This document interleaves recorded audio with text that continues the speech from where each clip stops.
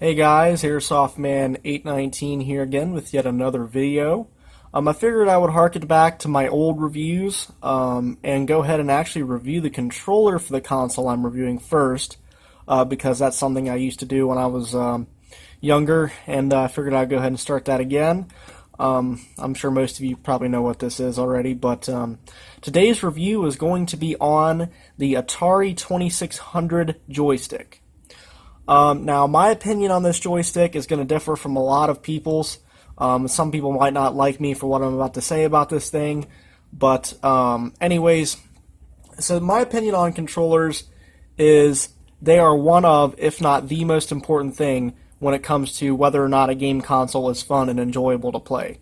The number two would be, well, the two most important things would be the games and the controller. Those are the two most important aspects to a game console. I think most people would agree.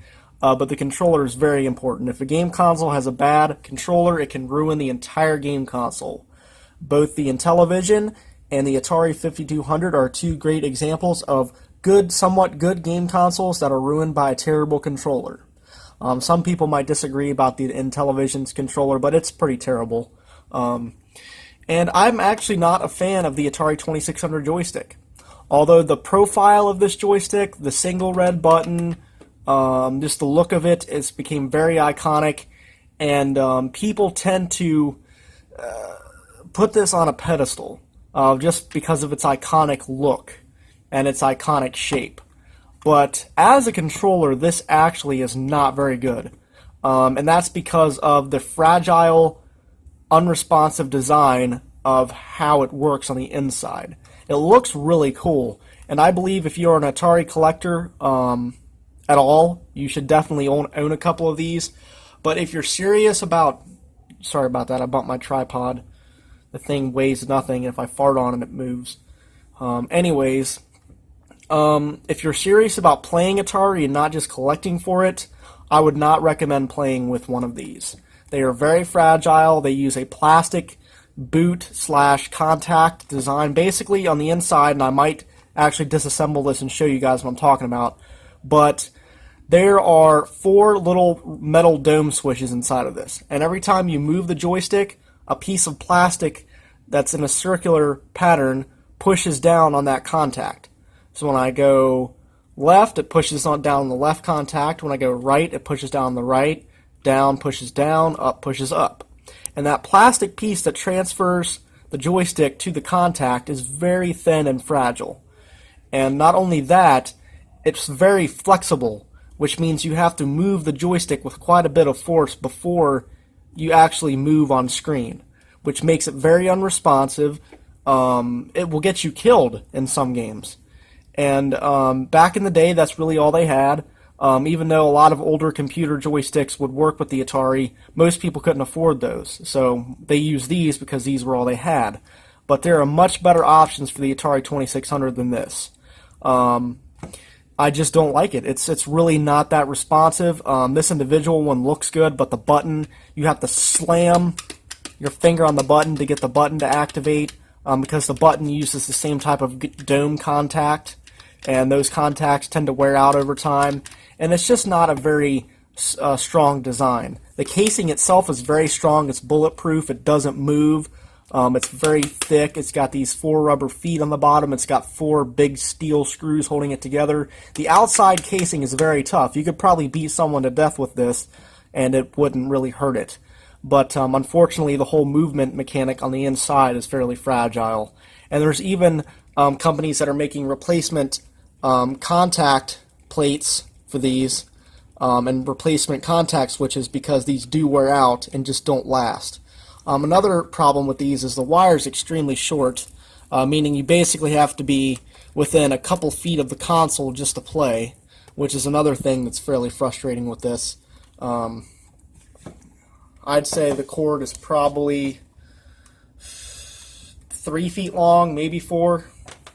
Uses the standard 9-pin connection that Atari standardized. Nothing wrong with that. Now that I've undone this wire, I have to put it back so it doesn't get tangled in everything. But fairly short wire, combined with the fairly fragile, unresponsive mechanism in the joystick, makes these pretty well not a pleasure to use nowadays.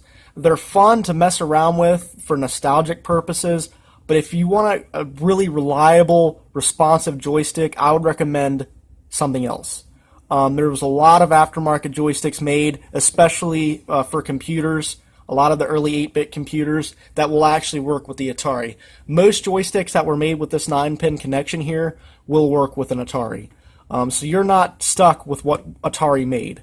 Although, like I said, I would recommend having one of these if you are a collector. But if you don't really care, I wouldn't even recommend buying one of these because they're really not worth it. But the contact mechanism is just too fragile for my tastes.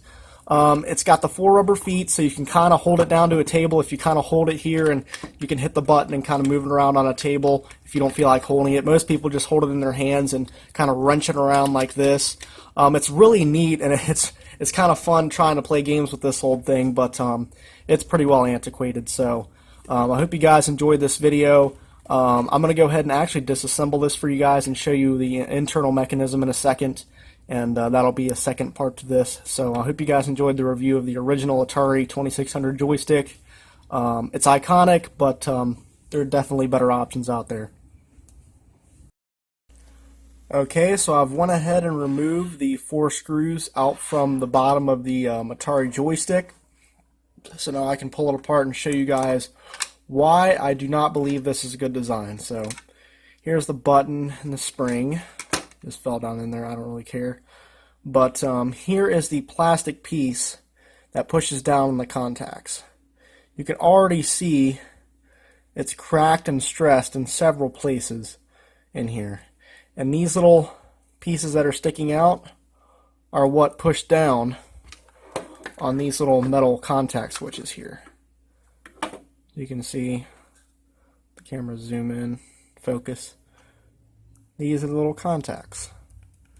And the joystick here pushes down on those. But this white plastic piece you see here is very flexible and flimsy. And it stresses and cracks more often than not, as you can see. And it makes for a very fragile and unreliable design. And there are replacement plastic pieces you can get to replace these with, although they're getting harder to find. And the button actually uses the same type of contact switch as the rest of the joystick does. So a very simple yet unreliable design. The joysticks I'm going to be reviewing after this are going to be the ones I would recommend, because I have 2 other joysticks that are of a much better design than this, and I'm going to be showing you guys those. But this individual one, the Atari brand one, I would not recommend for this reason.